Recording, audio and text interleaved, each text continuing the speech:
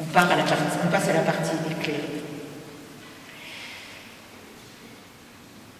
Je suis convaincue qu'il y a dans le christianisme des ressources inexploitées, des ressources bonnes pour le 3e millénaire, qu'on n'a pas tout regardé, qu'on n'a pas tout inventorié, qu'il y a des choses qu'on a juste soupçonnées. Et je vais vous en proposer 3 en premier regard. D'abord, autour de la spiritualité.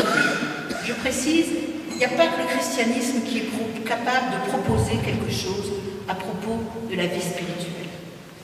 Mais néanmoins, nous disons, nous, chrétiens, qu'une vie humaine ne se suffit pas de simplement être comblée de biens, non seulement de biens matériels, non seulement d'avoir réussi sa vie, mais même d'avoir une belle famille, de beaux enfants. Je veux dire, ça ne suffit pas. Je veux dire, une vie humaine, elle a besoin de quelque chose en plus. Elle a besoin de s'accomplir dans quelque chose en plus. Elle a besoin de se rêver plus grand qu'elle-même, plus large qu'elle-même. Et ça, d'une certaine façon, on appelle ça l'espace spirituel de chacun. Et nos sociétés, qui sont dans une forme d'aisance matérielle, ont besoin de regagner cet espace spirituel. Je plaide pour que nous soyons ceux qui défendent le droit spirituel des gens. Que la mission des chrétiens, ce soit de défendre le droit spirituel des gens. Le droit des gens à aspirer à une vie spirituelle. Et que nous le défendions non pas seulement dans l'intimité, mais que nous le défendions dans la vie collective. Qu'il y ait des espaces pour ça. Et je dis que c'est le stade après la laïcité que nous connaissons. Et une laïcité de neutralité. Il me semble que nos sociétés iront bien si on prend en compte l'aspiration à la vie spirituelle des gens et qu'elle est prise en charge de façon collective. Or, nous sommes équipés pour cela. Nous ne sommes pas les seuls. Il y a d'autres propositions qui peuvent être philosophiques, qui peuvent être liées à d'autres familles religieuses, mais nous pouvons être de ceux qui promeuvent ce droit spirituel des gens. L'autre chose qui appartient davantage au propre du christianisme, dans notre monde qui est un monde tellement comptable, tellement qui compte les choses et qui compte la réussite. Au fond, vous savez, moi je ne suis pas vraiment je ne juge pas le monde en mal. J'essaie de regarder ce qu'il a de différent des temps que je connais, parce que j'ai fait de l'histoire. La caractéristique de notre monde, c'est qu'il est statistique. Il compte, il décompte.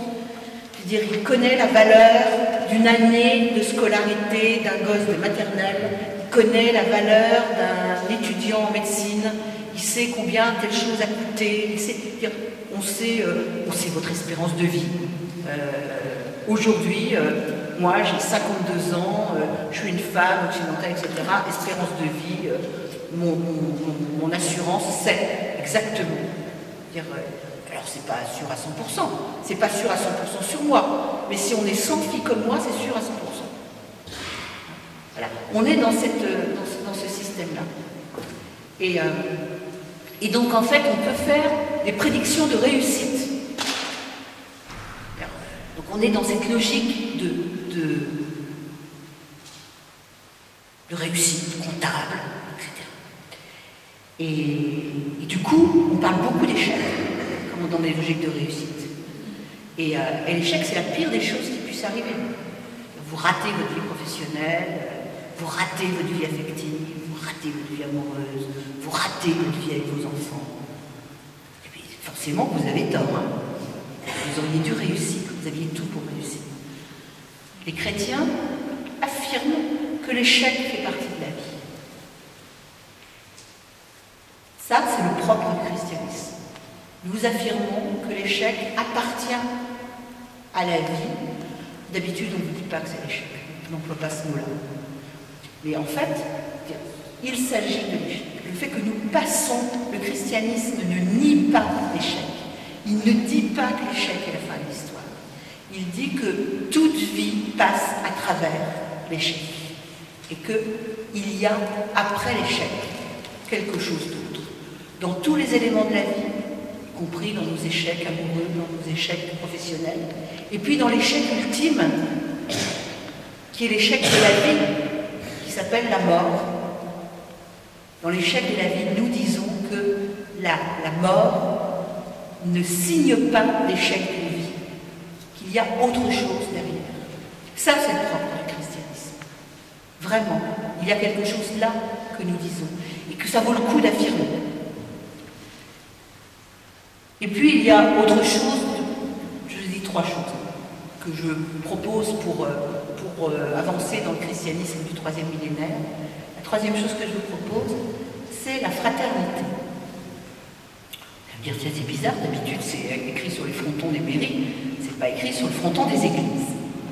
Et je prétends que ça devrait être inscrit sur le fronton des églises.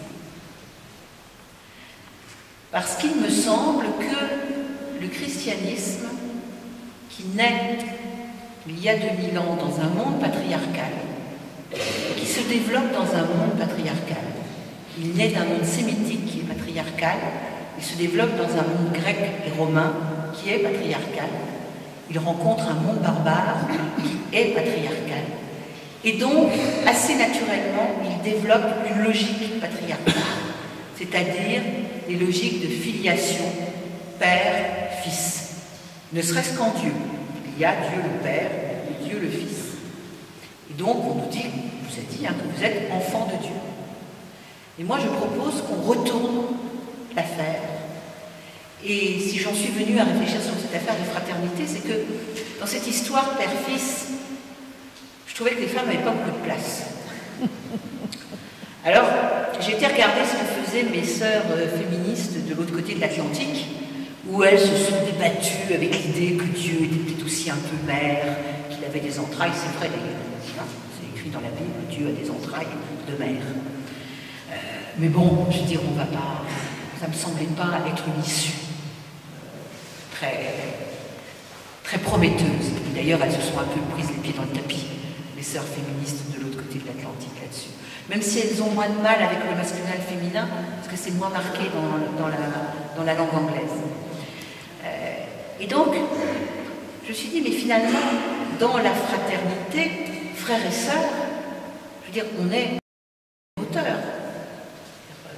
On n'est pas dans une situation disqualifiée.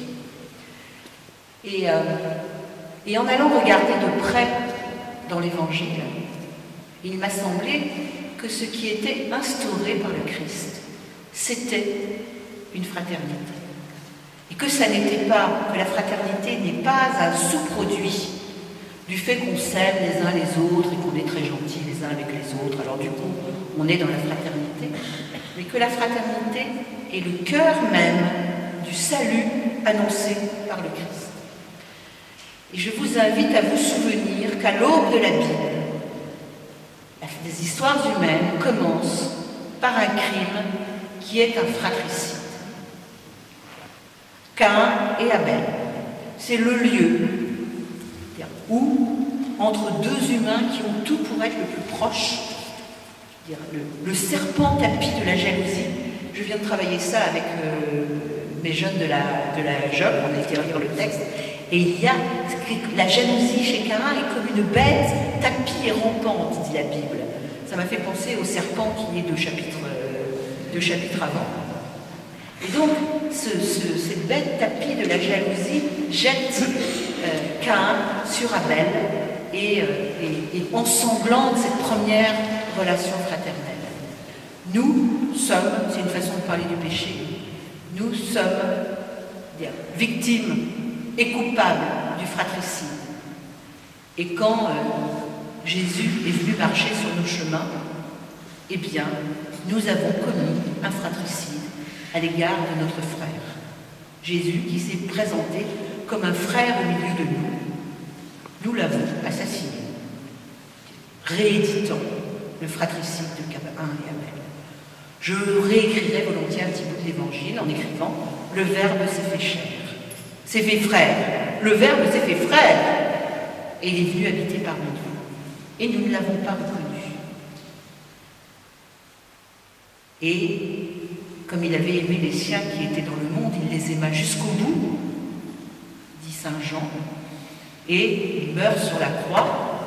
Il me semble que dans le sang du Christ sur la croix, versé de façon consentie et libre par le Christ, nous sommes sauvés du fratricide. Nous sommes sauvés de ce désir de crime que nous avons les uns contre les autres. Il me semble que nous sommes, nous chrétiens, le salut. Voilà, j'ai envie de vous parler aujourd'hui du salut en termes de fraternité. Ce dont nous sommes sauvés, c'est du fratricide et nous le sommes dans le sang du Christ. Et je ne vous dis rien d'autre là que de la théologie absolument catholique et claire, sauf qu'au lieu de le dire en termes de fils, de père et de fils, je vous le dis dans le langage de la fraternité. Sinon, je dis exactement la foi de l'Église de toujours à toujours. Et il me semble qu'aujourd'hui, alors que nous sommes à 7 milliards sur un tout petit bout de planète, la question de la fraternité est l'avenir de l'humanité. Ou bien nous allons être capables de vivre fraternellement les uns avec les autres, ou ça va être la guerre de tous contre tous. Ça veut dire que le salut qui est offert dans le christianisme, il n'a jamais été plus urgent de le faire vivre. Il y a comme une extraordinaire urgence aujourd'hui à ce que nous soyons les porteurs de cette bonne nouvelle, que la fraternité, il est possible de la vivre, et que nous pouvons reconnaître l'autre comme un frère, effectivement, et vivre avec lui fraternellement, et que c'est possible. Et nous ne pouvons le dire que dans l'espérance du salut. Et il me semble que c'est ce trésor qui nous est confié. Voilà les raisons pour lesquelles je pense que le christianisme a de l'avenir. Alors vous allez me dire, tout ça c'est bien et beau, mais qu'est-ce qu'on fait avec ces grandes idées-là? En plus, tout ça c'est chrétien, et alors nous spécifiquement on est catholiques. Enfin, je ne sais pas vous, mais moi je suis catholique. Est-ce qu'on arrête d'être catholique pour n'être que chrétien? Parce qu'il faut falloir faire vivre ça, ce droit spirituel des gens, l'annonce que l'échec n'est pas la fin de l'histoire, la fraternité partagée entre tous. Et on va faire ça comment? Et ici, je vais plaider devant vous pour que nous redevenions catholiques. Je propose qu'on redevienne catholique vraiment.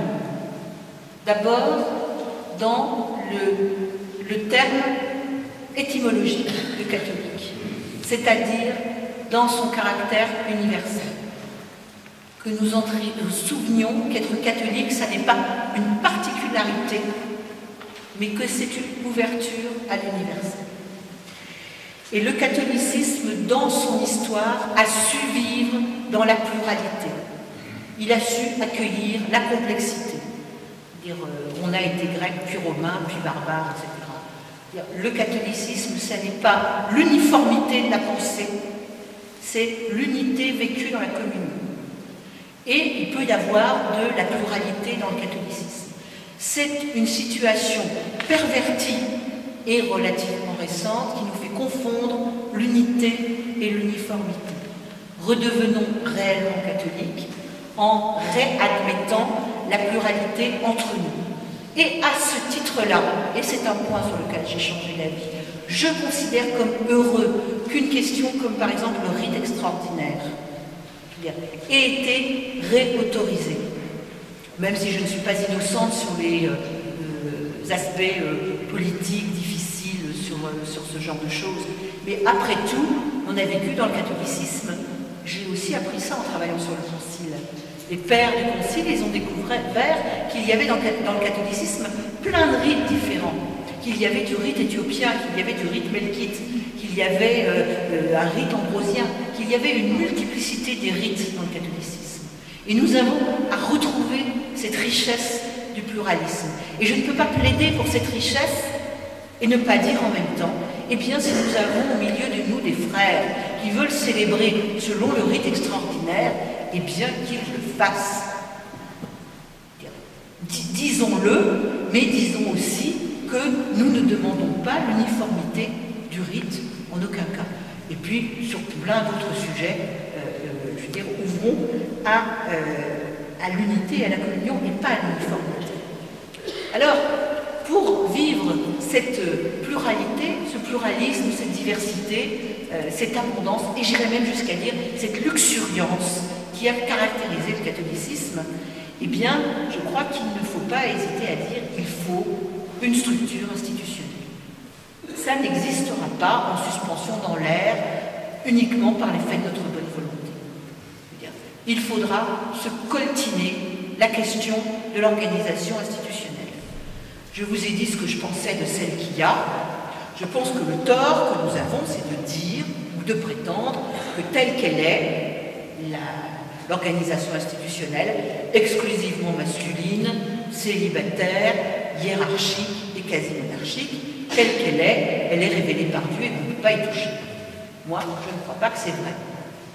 Je crois que d'abord, ça n'a pas toujours été comme ça. Donc, on peut trouver des autres façons de faire pour être toujours, je reviens toujours à mon truc, pour pouvoir être porteur d'un message de salut qu'il faut proposer à tous. Parce que finalement, on ne modifie pas l'institution parce qu'on trouve que c'est plus joli, comme ci ou comme ça. On change parce qu'il faut être toujours conforme à la mission. Hein, parce qu'après tout, vous savez, on a peut-être un autobus brun-ballant, mais je veux dire, on ne change pas l'institution parce qu'on veut une Rolls-Royce.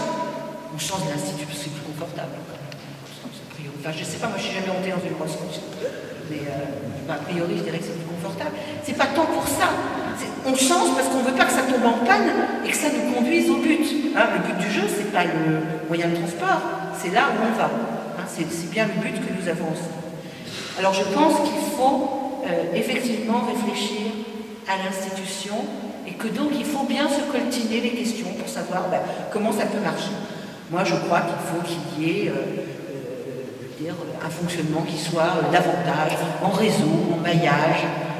Je fais des propositions concrètes, j'hésite pas, je les ai fait. Je dis par exemple que je crois que ça serait bien qu'il y ait des patriarcats continentaux. Que quand on est à 7 milliards, que quand le catholicisme c'est 1 milliard et des de personnes, quand il y en a sur tous les continents, il y a des spécificités, donc il faut délocaliser. Mais pourtant, je vais ici aussi plaider pour la primauté de l'évêque de Rome. Parce que c'est bien qu'il y en ait un. Une, sait-on jamais, enfin.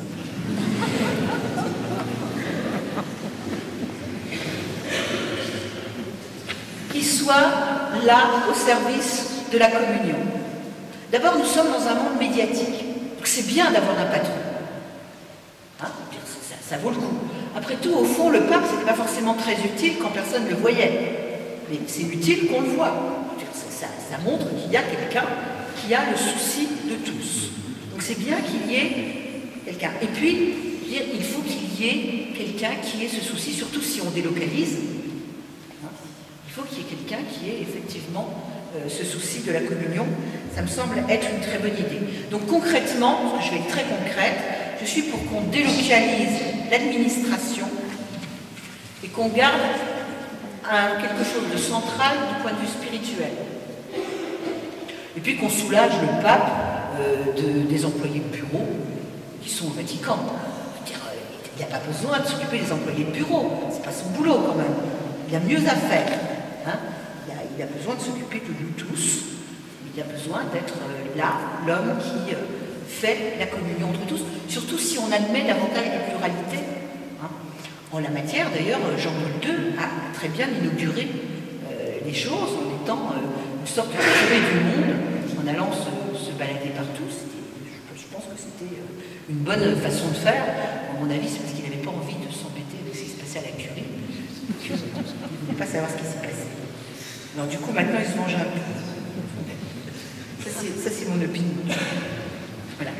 Alors, là-dedans, pourquoi je plaide aussi pour la primauté, c'est que je pense que c'est un très très grand bien du catholicisme. Parce que si nous regardons nos frères chrétiens, pour qui j'ai le plus grand respect, nous voyons bien que chez nos frères protestants, il y a un vrai problème d'émiettement, de morcellement. Il y a des forces de centrifuge. Quand on n'est pas d'accord, on fait une nouvelle église. Là, ça pose un vrai problème. Nous avons une grande richesse dans cette primauté du successeur de Pierre, dans cette primauté de l'évêque de Rome. Donc je pense que c'est un bien précieux qu'il nous faut conserver. Et puis, quand je regarde nos frères orthodoxes, on voit bien que les patriarcats locaux, ça nous fait courir le risque du nationalisme. Et que si on veut conserver l'universalité, il faut bien qu'il y en ait un qui soit au-dessus de la mêlée. Donc ça me donne des tas de raisons pour plaider pour la primauté de l'évêque de Rome, puisqu'en plus ça appartient à notre tradition. Je vais aussi plaider pour la tradition. Ça c'est un truc très catholique, la tradition, qu'on partage avec nos frères orthodoxes, quand même. Il faut être juste. Je plaide pour la tradition contre le fondamentalisme. Parce que si nous disons il n'y a que l'écriture, et pas la tradition qui a fait lire l'écriture pendant 2000 ans, alors nous sommes livrés au fondamentalisme. Nous sommes livrés au pouvoir des mots dans l'écriture. Et pour nous battre contre le fondamentalisme, contre le risque, et même le risque d'idolâtrie des mots, nous n'avons qu'un moyen, c'est la tradition. Et cette richesse de la tradition catholique, c'est ce qui nous permet d'écrire à notre tour des pages de la tradition. La tradition, c'est terrible si en fait on dit elle est écrite et on n'y touche plus.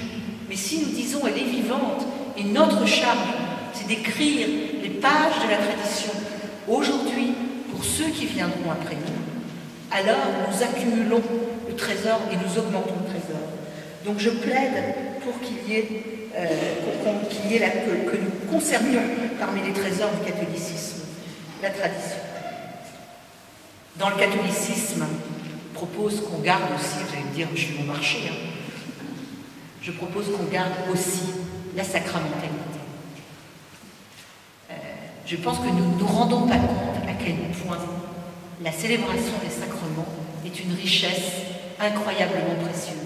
Une forme incroyable de miséricorde qui est faite à la réalité humaine. Les sacrements, ce sont des lieux dans lesquels on touche, je veux dire, on est touché par l'eau du baptême, on mange le pain de l'Eucharistie. Il y a là une incroyable proximité avec les gestes ordinaires de la vie quotidienne, y compris dans le sacrement du pardon, qui est tissé par la parole échangée, et à bien d'autres égards. Les sacrements dans le catholicisme, j'aurais tendance à dire qu'il faudrait plutôt augmenter le nombre de sacrements que le diminuer. Et pour ceci, je fais une petite parenthèse.